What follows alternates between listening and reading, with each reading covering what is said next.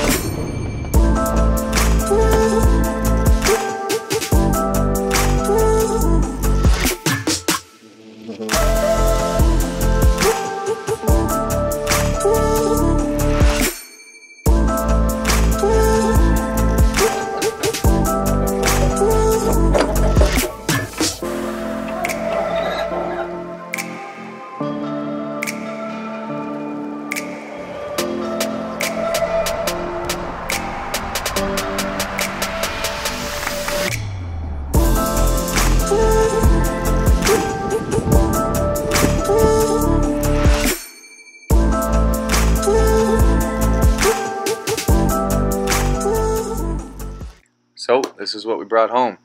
It was about 6 2x10 old floor joists from the barn and 2 hand-hewn 6x6 beams that will be used for the base. At that point, it was just a matter of removing all the old rusty nails from the wood to make it workable. There ended up being about, I think, 100 total nails that had to come out of all the boards. Some came out a little easier than others.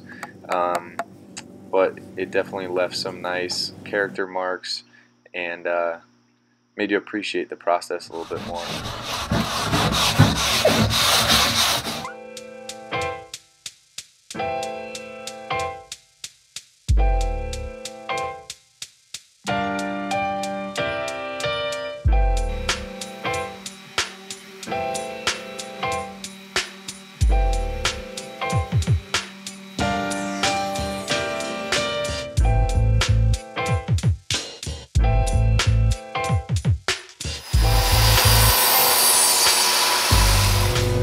So after cleaning up the boards a bit, it was time to run all the boards for the tabletop through the joiner and get a nice square edge on them.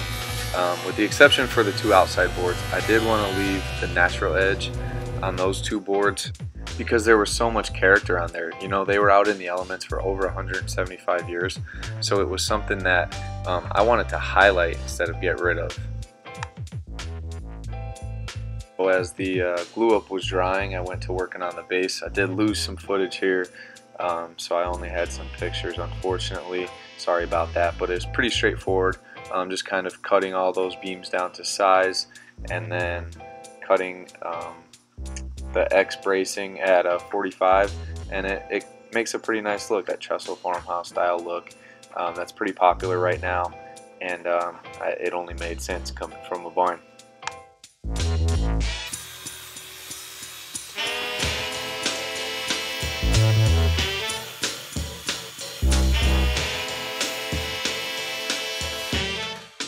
So I was really careful when I was sanding the tabletop here. I'm using 120 grit, and just being really careful not to remove any of the character and still getting a pretty smooth finish for the top.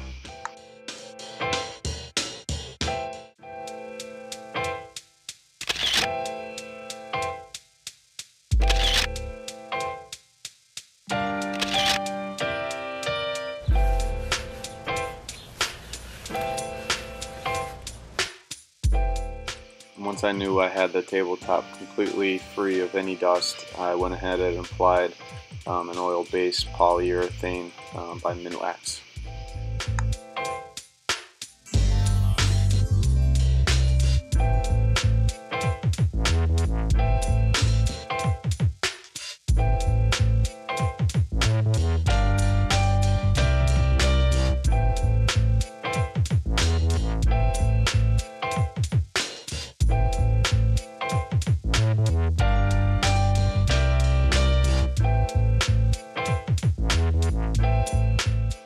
In between each of the 3 coats of polyurethane that I applied to the tabletop, I just went over the entire top with 220 grit, just sanding really lightly. And from there you would follow the same process as the first coat, going over everything with a tack cloth just to pick up all of the dust particles before applying your next coat of finish.